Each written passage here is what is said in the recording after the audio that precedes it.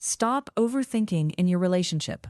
Quiet the doubt, rebuild trust, and deepen your connection without second-guessing every word. By Daphne Reyes. Introduction. In the spring of 1961, a group of the smartest men in America sat in a sunlit room in Washington, D.C. They were advisors to President John F. Kennedy. They had degrees from the best schools and years of experience in war and peace. Their goal was to plan a secret mission at the Bay of Pigs. They spent weeks looking at maps, reading reports, and trying to guess every possible move the other side might make. They were so focused on being right that they stopped being real. They ignored simple facts because they were too busy building a perfect plan in their heads. They overanalyzed every what-if until they couldn't see the truth right in front of them. The mission turned into a famous disaster. It wasn't a lack of brains that caused the failure.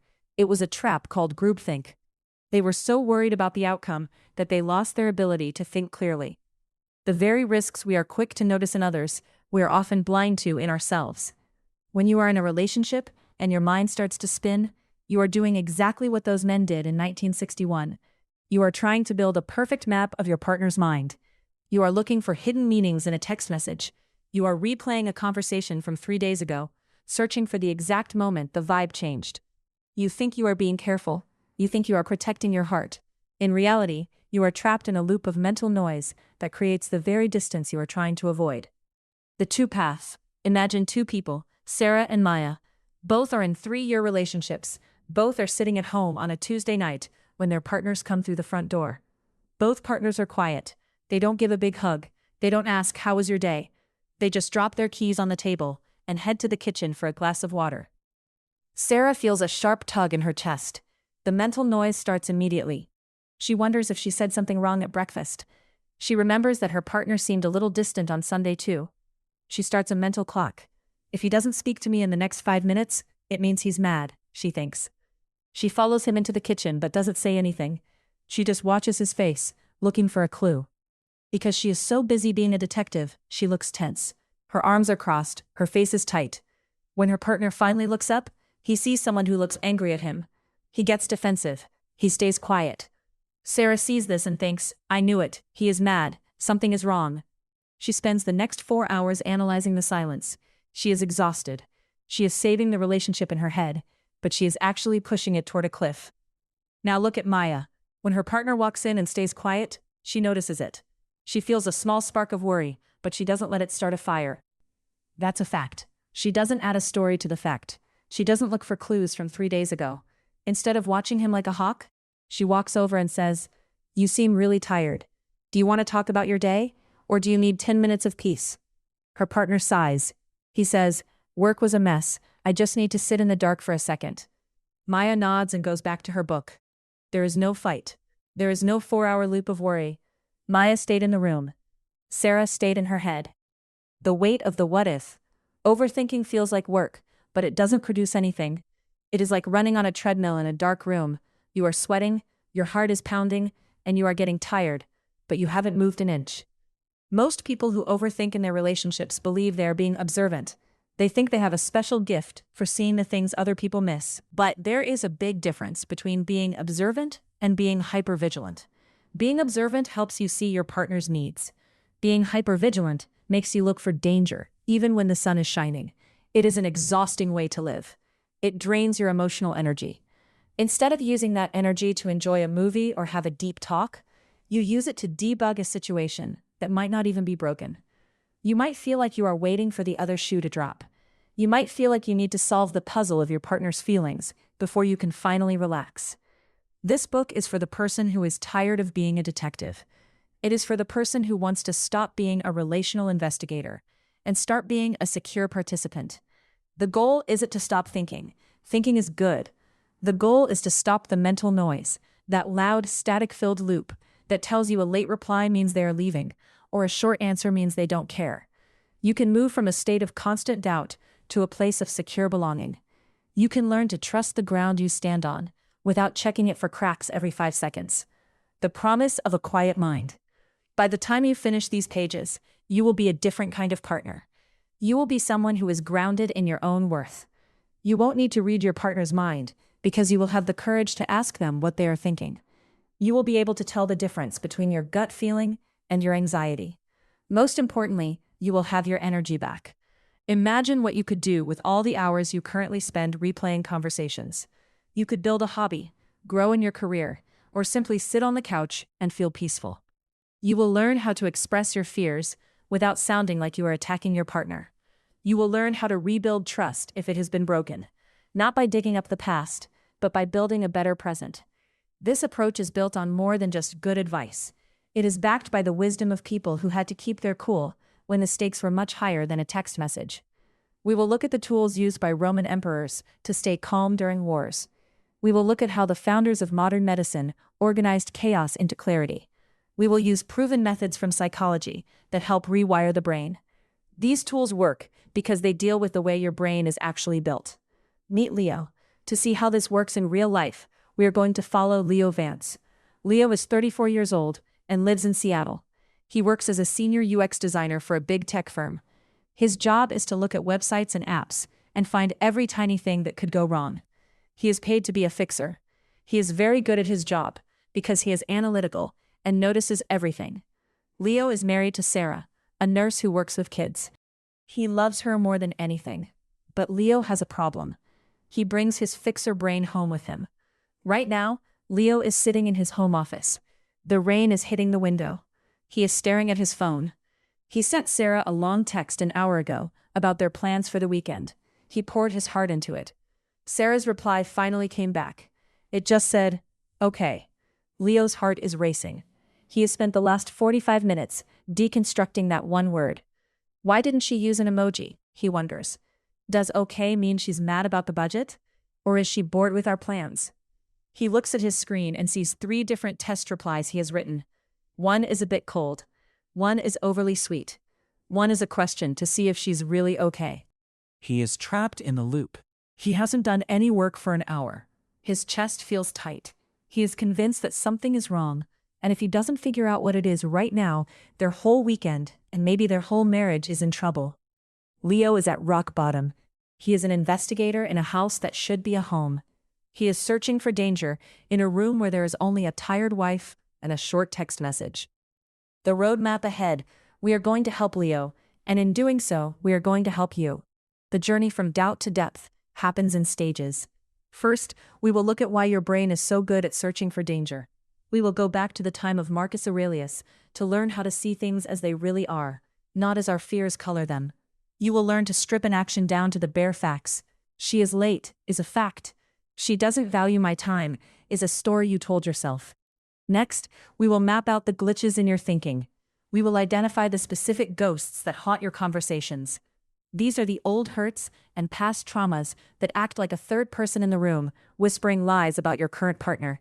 We will introduce a tool called the 3-second anchor, a simple physical trick to stop a mental spiral before it takes over your afternoon. We will also explore the night the signal died. We will learn what to do when communication breaks down and you feel like you are flying blind. You will learn how to build internal validation so that your peace of mind doesn't depend on your partner's mood. As we go, you will see Leo start to change. You will see him stop analyzing okay and start asking better questions. You will see him move from the what happened conversation to the feelings conversation. You will see him learn that doing nothing is sometimes the most powerful thing he can do for his marriage. The path to a deeper connection doesn't require you to become a perfect person. It just requires you to stop being a detective and start being a partner. It requires you to look at the pale blue dot of your life and realize that our time here is too short to spend it arguing with ghosts. The noise can stop. The doubt can fade. The connection can deepen. It all starts with the choice to look at the truth instead of the what if. Chapter 1. Why does your brain search for danger where there is none? A thin wooden pen scratches against a piece of papyrus. The man holding it has hands that are rough from years of travel and cold weather. Outside his tent, the air is freezing. We are near the Danube River, in a place that is now part of Hungary. It is late at night, somewhere around the year 175 AD. The only light comes from a small flickering lamp. This man is Marcus Aurelius. He is the emperor of Rome. He is the most powerful person on the planet. If he wants something, he gets it. If he wants someone gone, They are gone. He has thousands of soldiers ready to die for him. But as he sits there in the dark, he isn't thinking about his power. He is fighting a battle inside his own head. He is tired. His body hurts. But more than that, his mind is spinning. He is worried about the people he trusts. He wonders if his friends are talking behind his back. He wonders if his soldiers are losing faith in him. He wonders if the people back in Rome still care about the work he is doing. Even for an emperor, the mental noise is deafening. He is doing exactly what you do when you lie awake at 2 a.m., wondering why your partner seemed off during dinner. He is overthinking. But Marcus did something different. He didn't just let the thoughts win. He started writing to himself. He wasn't writing a book for the public. He was writing a survival guide for his own sanity. He was trying to figure out why his brain kept searching for danger in the middle of a quiet night. He was learning how to see the world as it really was, not as his fears told him it was. This moment in a cold tent on the edge of the empire was the birth of a way of thinking that can save your relationship today. The guard dog in your head. To understand why your brain does this, we have to go back much further than Rome. We have to look at how we are made. Imagine you are a human living thousands of years ago. You don't have a house or a grocery store. You live in the woods. Every day you have to find food and stay safe. In that world, being relaxed was dangerous. If you heard a rustle in the tall grass, you couldn't afford to think, oh, that's probably just the wind. If you were wrong and it was a tiger, you were dead. The humans who survived were the ones who assumed the worst. They were the ones who jumped at every sound. Their brains developed a very loud, very fast alarm system. Scientists call this part of the brain the amygdala. Think of it like a small, grumpy guard dog that lives deep inside your head. Its only job is to bark when it thinks something is wrong. In 1992, a scientist named Joseph Ledoux found something fascinating about this guard dog. He discovered that the alarm system in our brain actually works faster than our thinking brain. When you see something scary, immediately, this guard dog barks. It says, run, fight, hide. The message goes to the guard dog before it even reaches the part of your brain that can reason. This is why you jump when a friend sneaks up on you, even though you know you are safe a second later. The problem is that your guard dog hasn't changed in thousands of years. It doesn't know the difference between a tiger in the woods and a partner who didn't say I love you before hanging up the phone. When you feel that sudden spike of heat in your chest because a text message sounded cold, that is your guard dog barking. It thinks you are in physical danger. It thinks you are about to be left alone in the woods. This is what we call the amygdala hijack. Your brain skips over the facts and goes straight to danger, run, hide, fight. Your brain searches for danger where there is none because it would rather be wrong and stressed than right and dead. In a relationship, this survival skill becomes a slow-acting poison. Because we are so afraid of being surprised by bad news, we become experts at reading people. We look at our partner's face like we are trying to solve a puzzle. We watch how they blink. We watch the corner of their mouth. A famous researcher named Paul Ekman spent his life studying these tiny movements. He called them micro-expressions. These are flashes of emotion that cross a person's face for just a fraction of a second. They happen before the person even knows they are feeling something. Ekman found that almost everyone on Earth uses the same muscles to show happiness, anger, or sadness. Because of this, we think we are really good at knowing what our partner is thinking. We see a tiny flicker in their eyes, and we think, they're bored of me, or they're mad about what I said. The catch is that while the expression might be real, your guess about why it's happening is often wrong. Your partner might have a tiny frown because their shoes are too tight, or because they just remembered a bill they forgot to pay. But because your brain is wired to look for threats, you assume the frown is about you. You see a micro-expression, your guard dog starts barking, and suddenly you are in a 3-hour loop of overthinking. You are reacting to a muscle twitch that might have nothing to do with the relationship. You are building a whole story out of a blink. Seeing things as they are, back in that cold tent, Marcus Aurelius was trying to find a way out of this trap. He realized that our suffering doesn't come from what happens to us. It comes from the stories we tell ourselves about what happens. He developed a tool that he called objective representation. That sounds like a big phrase, but it's actually very simple. It means stripping away the drama and looking at the bare facts. Marcus would practice this with everything. If he was drinking expensive wine, he wouldn't tell himself, "This is a drink for a king." He would say, "This is just old grape juice." If he was wearing a fancy purple robe, He would tell himself, this is just sheep's wool, dyed with the guts of a shellfish. He wasn't trying to be boring. He was trying to stop his brain from adding extra meaning to things. He knew that the extra meaning was where the anxiety lived.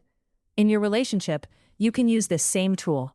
When your brain starts to spin, you have to stop and ask, what are the bare facts? The story, he didn't text me back for 4 hours because he's losing interest, and probably regrets moving in together.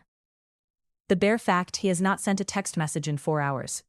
The story, she was quiet during the car ride because she's mad at me for what I said yesterday, and she's thinking about breaking up. The bare fact, she is not talking right now.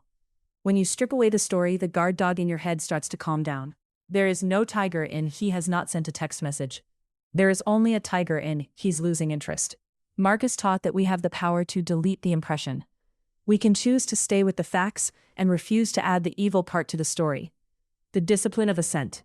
Marcus had a rule for himself. He called it the discipline of assent. In simple words, it means you don't have to believe everything you think. Just because a thought pops into your head doesn't mean it's true. Your brain is a thought factory. It churns out ideas all day long. Some are good, some are weird, some are based on old fears from when you were a kid. When Marcus felt a wave of suspicion or fear, he would pause. He would look at the thought and say, wait, you are just an impression. You are not the thing you claim to be. He was refusing to give his assent, or his okay, to the thought. Imagine you are standing at a gate. Every thought that wants to enter your mind has to show its ID card. If a thought shows up saying, your partner is bored of you, you don't have to let it in. You can look at it and say, where's your proof? Where's your ID? If there is no proof, real, hard, factual proof, you don't let it in. You keep it outside the gate. This is how you stop the mental noise from turning into a full-blown crisis. You realize that your brain is just trying to protect you by searching for danger. But you are the boss of which dangers you actually take seriously. Moving toward the light. Why do we do this? Why do we spend so much energy looking for the catch in a good relationship? It's because we think that if we find the danger first, it won't hurt as much when it happens. We think overthinking is a shield. We think that by replaying every word our partner said, we can fix the future. But Marcus Aurelius realized something important while he was looking out at the dark forests of the frontier. He realized that the world is always changing. People will do what they do. The only thing you truly own is your own mind. If you spend your whole relationship looking for the exit sign, or searching for clues of betrayal, you aren't actually in the relationship. You are living in a scary movie that you are writing in your own head. You are missing the person sitting right in front of you. The danger your brain is looking for is usually just a ghost. It's a shadow cast by your own past or your own biology. When you start to use Marcus's tools, when you look at the bare facts and refuse to believe every scary thought, the ghosts start to disappear. You begin to see that most of the time, the silence isn't a threat. The tone isn't a secret message. Usually, it's just life. It's just people being tired or hungry or distracted. The path to a quiet mind isn't about getting your partner to act perfectly. It's about training your brain to stop acting like a guard dog in a world that is mostly safe. It's about realizing that you don't need to find the danger to be okay. You are okay right now, in this moment, regardless of what your brain says. The practice of the present. Marcus Aurelius didn't have a therapist. He just had his pen and his honesty. He told himself, everything is right that happens in the world. It is for you to make it so. This doesn't mean that bad things never happen. It means that you get to decide how you color the world. If you look through the lens of danger, everything looks like a threat. If you look through the lens of facts, the world becomes much quieter. As you move through your day, try to catch the guard dog when it starts to bark. Notice the spike in your heart rate.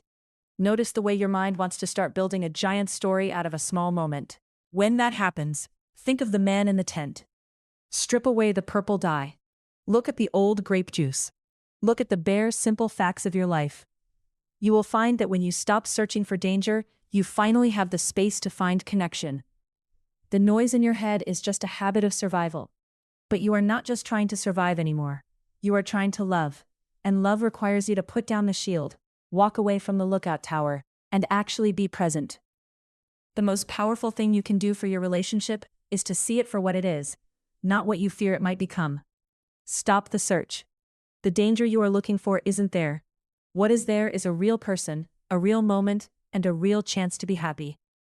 Your mind is the only thing you can truly control. Chapter 2: The Map of the Mind: Understanding Cognitive Distortions. For most of the 20th century, every doctor in the world knew exactly how the human mind worked. If you were unhappy, anxious, or constantly worried that your partner was about to leave you, there was a very specific reason for it. The leading experts believed your problems were buried deep in your subconscious. They thought your brain was like a dark, locked basement filled with secrets from your childhood that you didn't even remember. To get better, you had to spend years lying on a couch, talking about your mother, and waiting for a doctor to dig up a hidden memory. The thoughts you had every day, the ones about your spouse being quiet or a friend not calling back, were seen as unimportant. They were just surface noise. In the early 1960s, a psychiatrist named Aaron Beck was following these rules perfectly. He was a scientist at the University of Pennsylvania, and he spent his days listening to people talk about their dreams and their pasts. But something started to bother him. He noticed that his patients weren't just struggling with deep hidden secrets. They were struggling with a hidden stream of thoughts that happened right in the moment. One afternoon, a patient was telling Beck about his life, but he looked incredibly upset. Following the old rules, Beck asked him about his deep feelings. But then Beck did something different. He asked the man what was going through his mind right then. The man confessed that he was actually thinking, "I'm boring Dr. Beck. He probably wishes I would stop talking." This was the aha moment that changed everything. The man wasn't upset because of a memory from 20 years ago. He was upset because of a thought he was having in the present, a thought that wasn't even true. Beck realized that we all have a second track playing in our heads. It's like a radio station that never turns off. Most of the time, we don't even realize it's playing, but it dictates how we feel. He called these automatic thoughts. Beck discovered that when we are anxious or insecure in our relationships, that radio station starts playing glitches. He called these glitches cognitive distortions. These are not just mistakes, they are systematic errors in the way we process reality. It is as if you are wearing a pair of glasses with a crack in the lens. You see a shape on the ground and think it's a snake, but it's actually just a garden hose. The problem isn't the yard. The problem is the crack in your glasses. The lookouts on the ice. To understand how these mental glitches work, we have to look at what happens when our expectations take over our vision. On the night of April 14, 1912, the Titanic was steaming through the North Atlantic. The sea was flat calm, like a sheet of glass. This sounds like a good thing. But for the lookouts high up in the crow's nest, it was a nightmare. Normally, waves break against the base of an iceberg, creating a white foam that is easy to see even in the dark. But because the water was so still, there was no white foam. The lookouts, Frederick Fleet and Reginald Lee, were looking for the signal of a wave. Because they expected to see waves, their brains struggled to process an object that didn't have any. But there was another problem. The air was very cold, creating a cold mirage. This is a scientific event where light bends, making the horizon look higher than it actually is. It creates a hazy blur that hides objects. The lookouts were staring into the dark, but their brains were filling in the gaps. They saw a clear horizon because that's what they expected to see. By the time the dark mass of the iceberg appeared through the haze, it wasn't because the iceberg had suddenly moved. It was because their brains finally stopped correcting the image. When you overthink your relationship, you are like those lookouts in the crow's nest. You are staring into the darkness of your partner's moods or silence, and your brain is filling in the gaps. You aren't seeing what is actually there. You are seeing what you expect to see based on your fears. If you are afraid of being rejected, your brain will find rejection in a text message that is 5 minutes late. If you are afraid of being lied to, your brain will find a lie in a simple slip of the tongue. The ghost in the room. There is a reason why your brain's glasses are cracked in the first place. This is what we call the ghost in the room. The ghost is the collection of your past hurts, your childhood letdowns, and your previous heartbreaks. The ghost doesn't stay in the past. It follows you into your current relationship and sits right between you and your partner. When your partner says, "I need some space tonight," you hear those words. But the ghost leans over and whispers in your ear, "That's what your ex said right before they moved out." Suddenly, a simple request for a nap becomes a signal of a breakup. You aren't reacting to your partner, you are reacting to the ghost. Aaron Beck's great discovery was that we can learn to spot the ghost. We can learn to identify the specific ways our radio station glitches. Here are the most common mental glitches that happen in a relationship. Mind reading. You assume you know exactly what your partner is thinking without them telling you. You see them sigh and think, they are annoyed with me, even though they might just be tired from work. Catastrophizing. You take a small event and follow it to the worst possible conclusion. He didn't kiss me goodbye becomes he's losing interest, which becomes we are going to get a divorce, which becomes I will die alone. All or nothing thinking. You see the relationship in extremes. If you have one argument, the whole week is ruined, or the relationship is a failure. There is no middle ground. Emotional reasoning. You believe that because you feel something, it must be true. I feel insecure, so that must mean my partner is doing something untrustworthy. These glitches feel like intuition. We tell ourselves we are just perceptive or sensitive, but true intuition is calm and grounded. These glitches are loud, fast, and frantic. They don't help us solve problems. They just keep us trapped in a loop of worry. A rain-slicked coffee shop on 4th Ave. Leo Vance sat at a small, round table at a coffee shop in downtown Seattle. Outside, the rain was doing that gray, misty thing it always does in October.